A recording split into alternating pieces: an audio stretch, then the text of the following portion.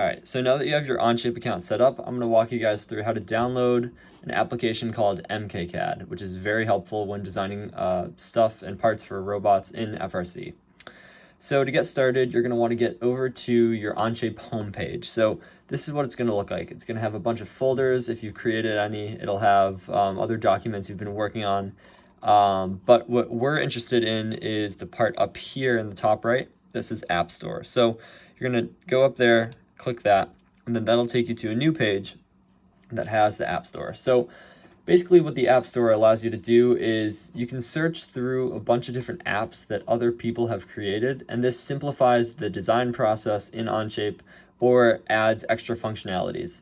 What we're going to do is we're going to go up here to the search bar and then type in MKCAD. So it's an M, K, and then CID. Now when I type that in, this first one shows up and you're going to click on that. Now because I already have it downloaded, I can't re-download it. So right here where it says cancel plan, on your version, because you haven't actually downloaded it yet, there should be something that says like download or something like that. So you're going to click download, and then it will take a couple minutes for it to be like installed in your account. So you might have to exit out of Onshape and then refresh the page for you to actually be able to use it, which I'll go over in a second. Right now, though, I will just quickly explain what MKCAD is. So MKCAD is basically an application that another robotics team created, and it allows you to take a lot of parts that are common in FRC, and it already has CAD models pre-made for them. So all you have to do is insert that model into your document.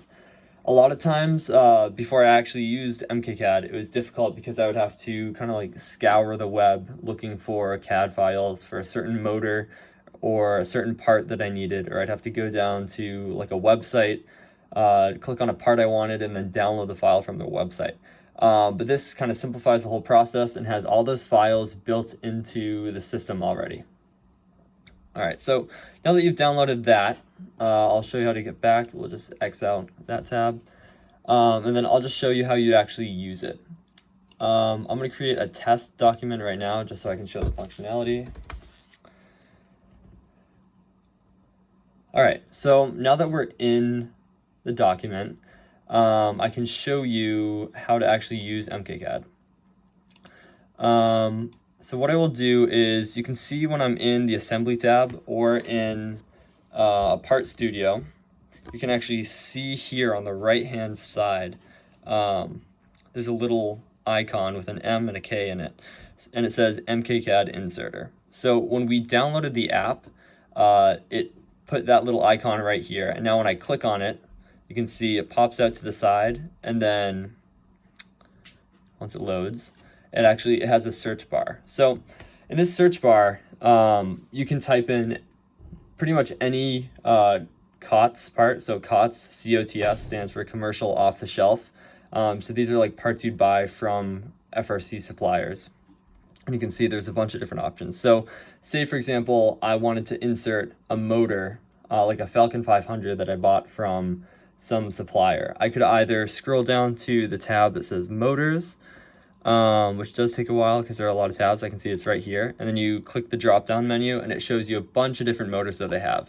And then I'd have to kind of scroll through and see where it is. All right, so Falcon 500 motor is right here.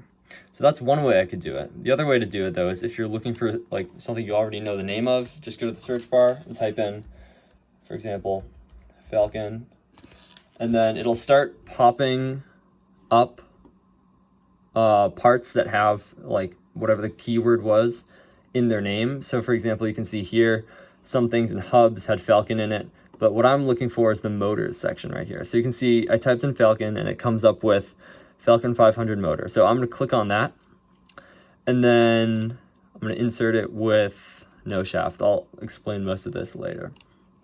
But you can see that instead of having to go to another website to download their CAD file, I just clicked on that and it put the CAD model for a Falcon 500 motor directly into the assembly.